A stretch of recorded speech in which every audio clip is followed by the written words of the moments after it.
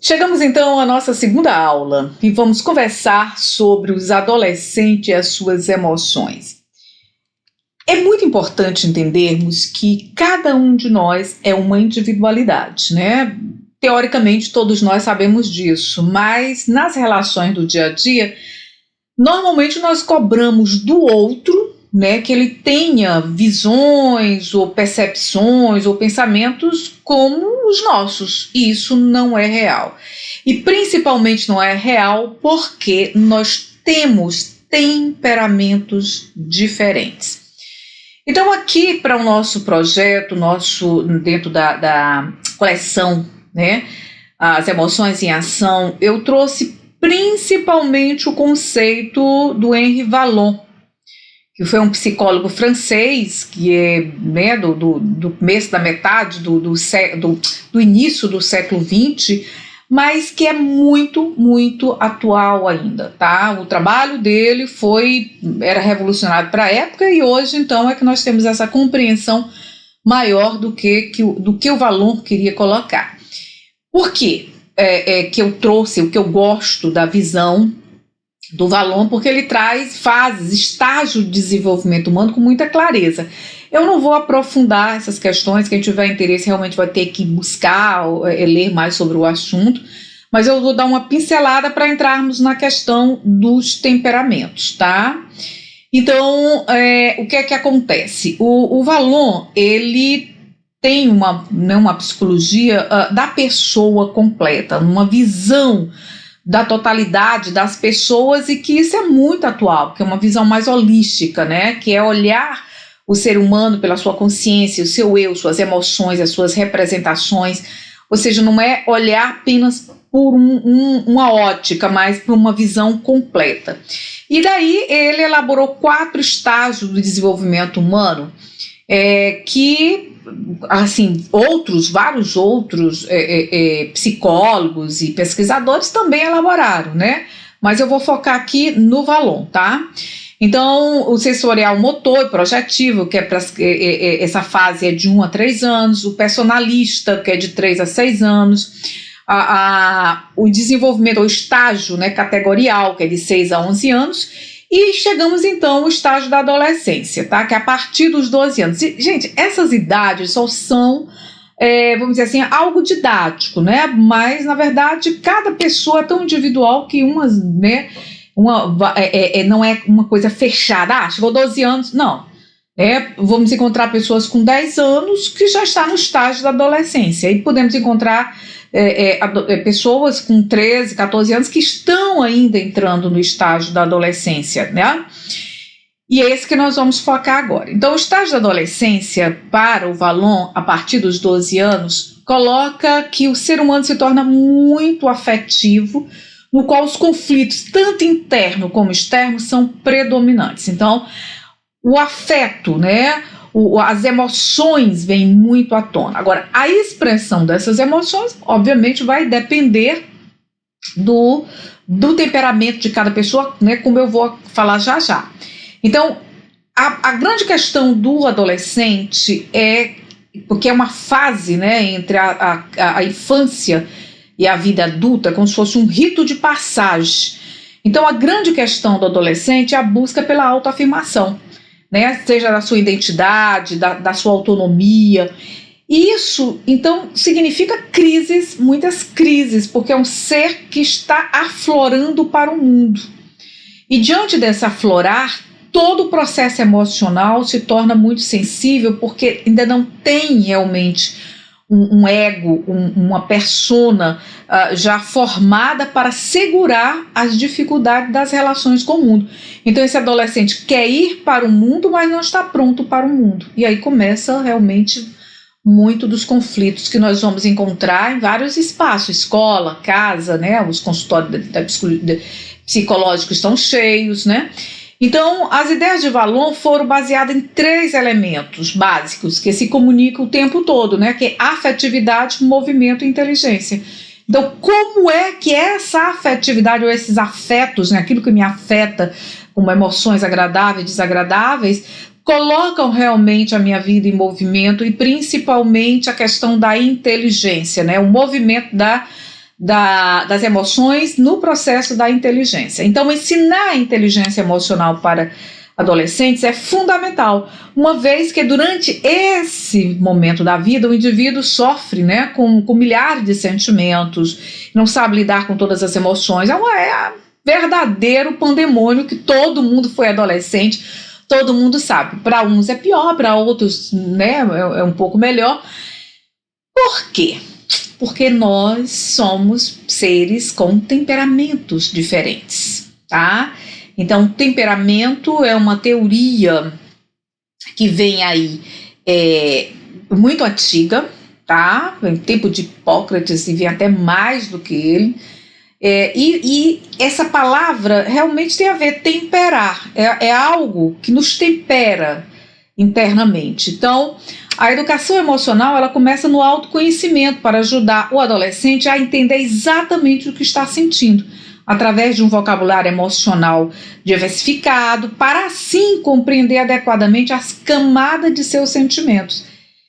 Por isso, entender os temperamentos é fundamental, tá? Porque esse adolescente, ou esse adulto, ou a criança, só vai conseguir perceber determinados movimentos, ou por que eu sinto isso, ou por que eu ajo assim, se primeiro perceber como é a sua essência. E temperamento é essência, tá, gente? Temperamento, nós nascemos com ele.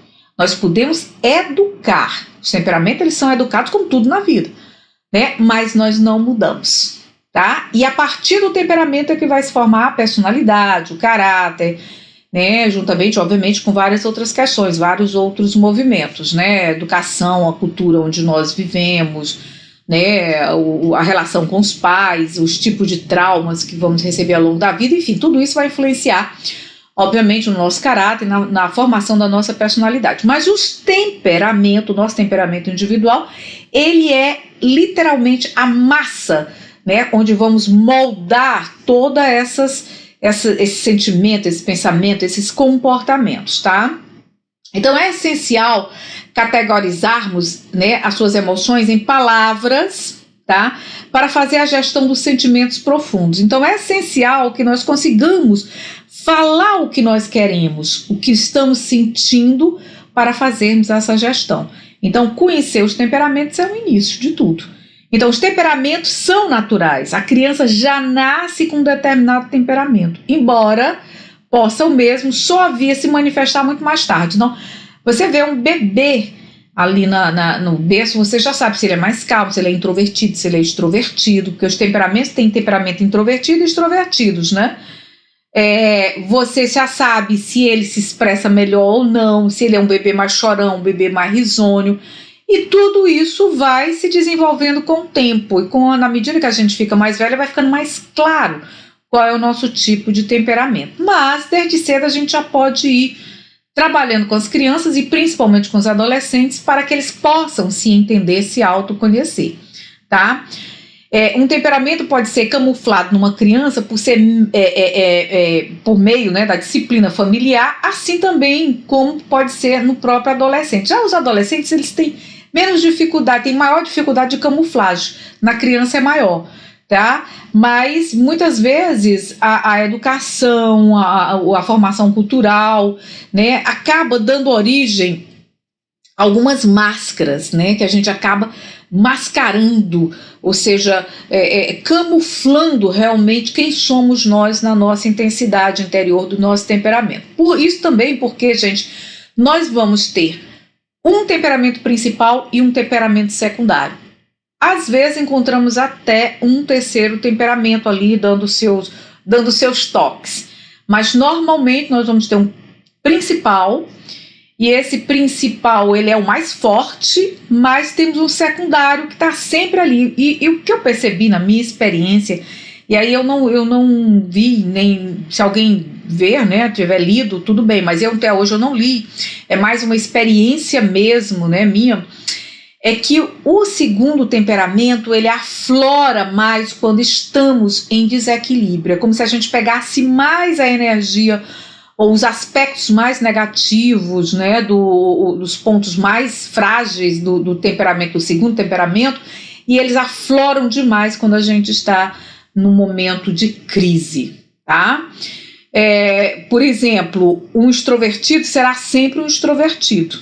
Ele poderá crescer nos relacionamentos e conter, né, com equilíbrio a expressão de sua extroversão, mas ainda assim será um extrovertido. Então, aquela criança muito barulhenta, aquele adolescente vira-lata, pode chegar na vida adulta com mais educação, com mais polidez, mas sempre será um extrovertido. Terá uma capacidade de expressão maior, assim também como um introvertido, né? Mesmo saindo, o introvertido educado, que sai da concha, educado no sentido da educação das emoções, tá, gente? Ele é educado dentro da inteligência emocional para sair dessa concha, né? Mesmo assim, ele vai ser sempre um introvertido, ou seja, vai ter muito esforço, fazer um esforço para se expressar mais do que um extrovertido natural. Então, agindo de forma mais agressiva, né? Por exemplo, eu coloquei aqui, introvertido igualmente, mesmo saindo de sua concha e agindo de forma mais agressiva, jamais se transformará numa pessoa extrovertida. Por isso é que a gente tem que ter muito cuidado e entender o processo dos temperamentos, e a minha escolha por trabalhar com temperamentos é porque, além de ser uma teoria muito antiga, né, ela é mais fácil de ser entendida para professores, por exemplo, que não tem uma disciplina, assim, né, não tem uma formação maior dentro da psicologia para entender esses conceitos de caráter, de personalidade, de impulsos, enfim. E essa também não é o objetivo da educação emocional. Da educação emocional é autoconhecimento através, né, de alguns pontos, e eu trouxe os temperamentos, que eu acho muito importante para ser trabalhado, e um professor, por exemplo, pode conhecer os temperamentos dos seus alunos até pelo olhar, né? Na convivência do dia a dia, quando você estuda bastante isso. Para os psicólogos é mais fácil, para os professores vai ter que trabalhar um pouco mais, e esse processo começa com a gente, começa no autoconhecimento. Então, para você ser um bom educador emocional, você tem que se trabalhar, você tem que se autoconhecer, tem que se perceber, tá? Senão, não se ensina educação emocional como se ensina português, matemática, ciência ou outras disciplinas. A educação emocional, ela é vivencial. Ela passa, mesmo que a gente venha num processo, por exemplo, as atividades do nosso caderno. Tem atividades para escrever, tem atividades para desenhar, mas mesmo assim é importante que tenha vivências por trás, tá? Então nós vamos ter 4 temperamentos principais, que é o sanguíneo, o melancólico, o colérico e o fleumático. O sanguíneo e o colérico são temperamentos extrovertidos. Já o melancólico e o fleumático são temperamentos introvertidos. Alguém pergunta, Isa, eu posso ser uma sanguínea fleumática, por exemplo? Então como é que fica? Eu sou uma extrovertida ou eu sou uma extrovertida? Vai depender do teu temperamento principal, né? Então, se você é uma sanguínea fleumática, porque tem essa questão, tá, gente? Então, os temperamentos eles vão se juntando e formando subtemperamentos, né? Que é o principal com o secundário. Então, o sanguíneo fleumático, o sanguíneo é força, é rapidez, é emoção, superficiais. Já o fleumático é uma emocionalidade mais introvertida, mais fechada, é aquele bonzinho. Então, como é que fica isso, né? Durante a infância, ok, você vai de um lado para o outro, né? Porque normalmente na infância todas as crianças são meio sanguíneas, são pula, brinca, tudinho, né?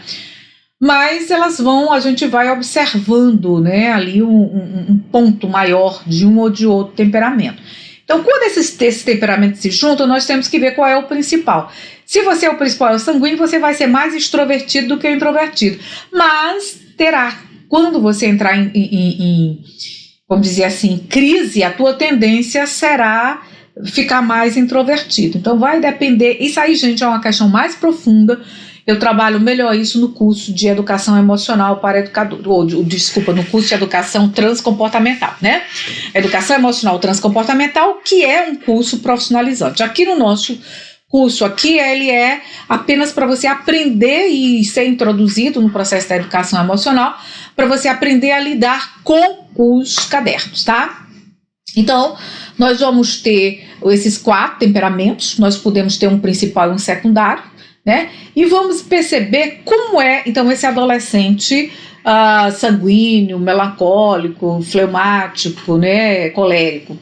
O temperamento sanguíneo, como já coloquei, ele é extrovertido. Então, um adolescente mais falante, né, com humor instável, tá? Então, assim, nós vamos encontrar muitos temperamentos sanguíneos com déficit de atenção, com a mente muito acelerada, com dificuldade realmente de focar, tá? Então, muitas vezes vamos também encontrar esses adolescentes, eles são muito instáveis no humor, tá? Uma hora pode estar rindo, alegre, outra hora pode estar zangado, ou pode facilmente se entristecer.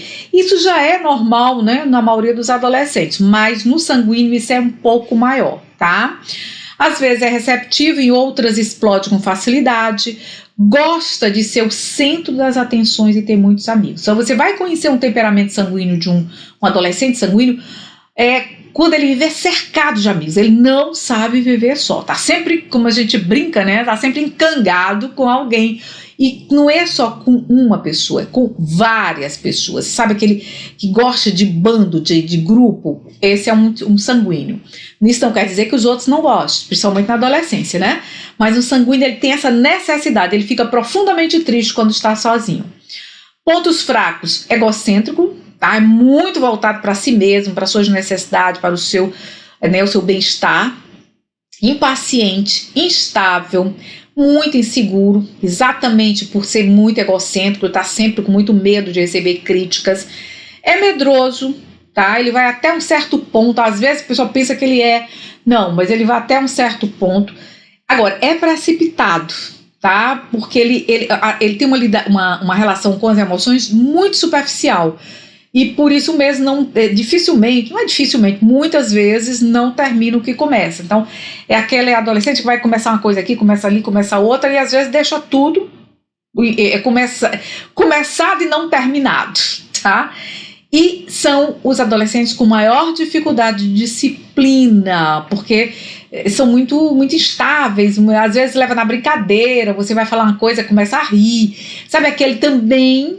Esse adolescente, o sanguíneo, eles adoram fazer bullying colocando apelido nos outros, porque eles gostam da galhofa, tá? Já os pontos fortes desse adolescente é o otimismo, são muito otimistas, é o amigo generoso, quando eles são amigos, eles realmente são muito amigos, muito liberal, muito aberto, gosta do novo, se esquece facilmente das coisas desagradáveis, ou seja, não guarda rancor, né? Fica com muita raiva naquele momento, mas daqui a pouco tá, tudo bem, esquece, perdoa com facilidade. É muito simpático e bem humorado, tá? Já o temperamento colérico, esse é um pouco mais complicado. Um adolescente autossuficiente, que gosta de dominar a situação. Tem grande capacidade para criar e sempre está cheio de novas ideias, projetos e objetivos, mas... as ideias têm que ser dele, que é dele, não só a ideia, mas aquela verdade, são mais fechados em seus processos internos, assim, nas suas verdades, nos seus valores, tá? Pode ser estimulado pelas adversidades e tem uma grande habilidade para a liderança, porque gosta de desafios. Então, você vai encontrar um adolescente, sabe aquele adolescente líder, o líder do grupo, que o grupo segue, sempre, e aquela que fala com mais rigidez, que mostra, que fala às vezes alto, assim meio rancoroso, né? A expressão forte, normalmente são temperamentos coléricos, tá? Ponto forte: liderança de grupo, otimismo, ousadia para superar os desafios, tá? Decisão forte, energia de ação, então são maravilhosos para liderar grupos. Contudo, tem muita dificuldade nos relacionamentos porque tem uma agressividade contida muito grande. São mandões, adora mandar, todo mundo tem que fazer o que ele diz para ser. E isso acaba o transformando o meu em ditador, né? Intolerante também com as ideias contrárias às suas, vaidoso, nervoso, muito tenso, tá inquieto, impaciente e brigão. Gente, por exemplo, está acontecendo nesse momento algo muito forte que a gente está vendo, que é a violência dentro das escolas, a violência na sociedade. Quer dizer, a escola é só um polo, né, do que está acontecendo na sociedade. E principalmente é algo aí que nós ainda estamos aprendendo a lidar com as redes sociais, e os adolescentes do mesmo jeito. Então, nas redes sociais nós temos comunidade de tudo quanto é tipo, principalmente comunidade de alto, né, que é chamado, que os pesquisadores chamam, né, de ultradireita, que são pessoas muito sectárias. Todo extremo é ruim, né? Mas a ultradireita, elas atualmente, nesse momento do mundo, e já vários momentos da história, claro, eles vestem muito os valores nazistas, né, fascistas, e isso traz o quê? Violência, porque o nazismo tem muitos preconceitos, eles gostam de andar muito em grupos, e grupos agressivos, né, que vamos dizer assim, não aceitando ideias contrárias às suas. E nós vamos encontrar muitos adolescentes coléricos que gostam desse tipo de grupo. Sejam porque querem aparecer, sejam porque querem comandar um grupo, seja porque, enfim, tem uma raiva interior muito grande. Uma coisa interessante que eu esqueci de colocar, tá? A principal emoção do sanguíneo é a alegria. Lá na apostila de vocês tem, tá? E a principal emoção do colérico é a raiva. Não é que ele não sinta outras emoções, claro que sente, mas a raiva é o ponto mais frágil do colérico. O próprio nome diz, né? Então, se irritam com muita facilidade. Mas, quando são educados com seus temperamentos, isso não vai dizer que sejam pessoas, todo colérico é ruim, ou mandão, ou brigão. Não é isso não, pelo amor de Deus.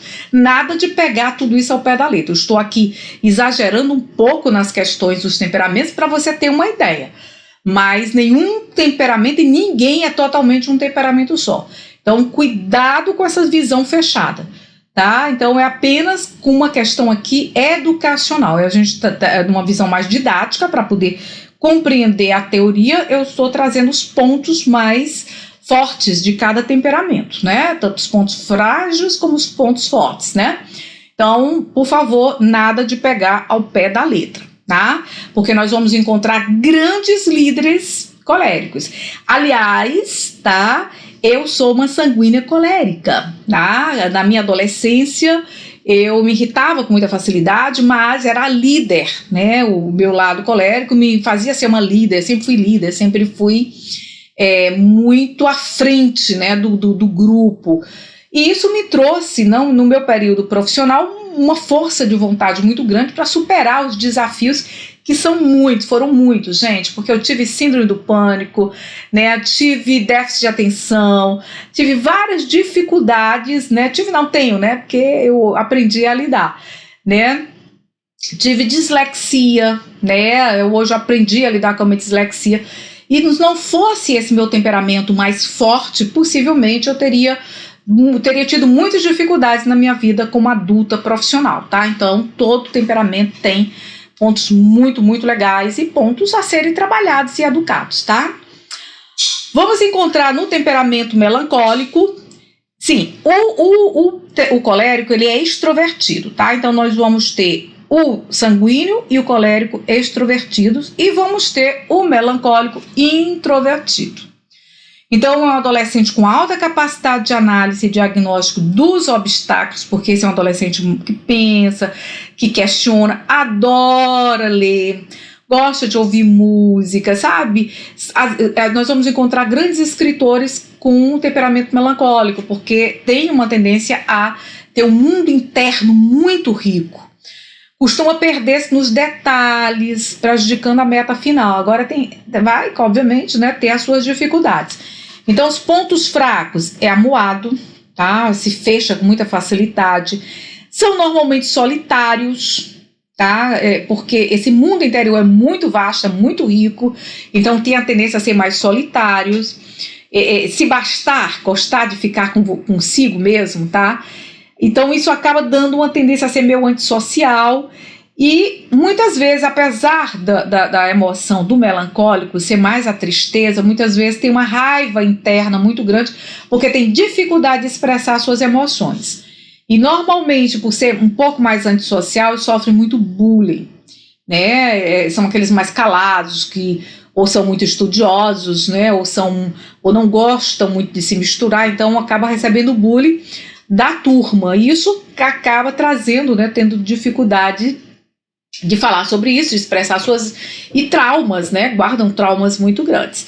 Então isso torna pessimista, temeroso, desconfiado, confuso, teimosos, porque também muitas vezes tem umas verdades muito fechadas, tá?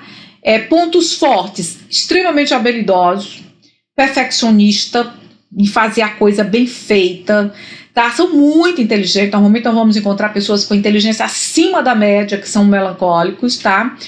Ponderados, porque gostam de pensar, de analisar, muito estudiosos, sensível, dedicado, leal, idealista, adora ter uma causa, escrever poesia, ler poesia, ser artista de alguma forma. Então nós vamos encontrar também muito bons artistas melancólicos. Contudo, vão ter, obviamente, como todos os temperamentos, seus pontos frágeis, tá? E a introversão, e a principal emoção é a tristeza, tá? Se entristece muito facilmente, tem o nome já diz, né? E vamos então no quarto temperamento, vamos encontrar o fleumático. O fleumático é aquele bonzinho.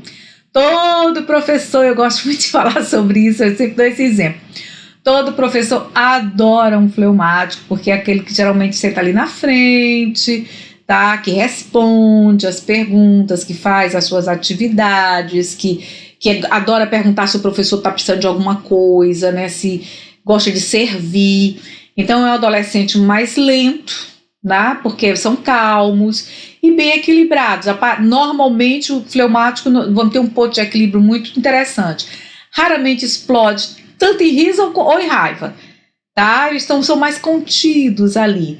Mas estão sempre sorrindo, não é aquela coisa da gargalhadas, mas estão sempre sorrindo.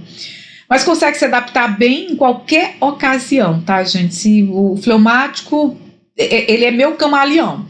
Se adapta a um grupo X ou um grupo Y, tá? Dependendo do grupo onde ele esteja, ele acaba vestindo bem a máscara daquele pessoal e vai na onda, tá? Na verdade, é diplomático e bonzinho, estando quase sempre rodeado de amigos. Normalmente o fleumático tem muitos amigos porque é aquela pessoa agradável. Pontos fortes: é tranquilo, calmo, contemplativo, sonhador, tá? Adora sonhar, gosta de viver assim no mundo à parte, então é aquela pessoa bem interessante. Boa concentração, tá? Eles normalmente prestam bastante atenção. Capacidade de planejamento, se está naquele grupo, é aquele que vai fazer a parte mais prática do grupo, né? Num trabalho de grupo é aquele que vai fazer a pesquisa, que vai escrever tudinho, porque ele está ali calado, então faz mais. Também não gosta de ficar aparecendo, tá? Gosta sempre de estar, né, em segundo plano, tá? Quem gosta de aparecer é o colérico, é o sanguíneo, né? Mas o fleumático, porque ele é um introvertido também, né? Então ele gosta de ficar mais na dele, mas sempre faz o que pedem a ele. A capacidade de planejamento, organização e conciliação. Normalmente são ótimos no processo de conciliação, tá? Então sempre deixa aquele que deixa pra lá, peraí, vamos resolver, vamos aqui, calma, tá sempre ali tentando apaziguar um conflito no grupo.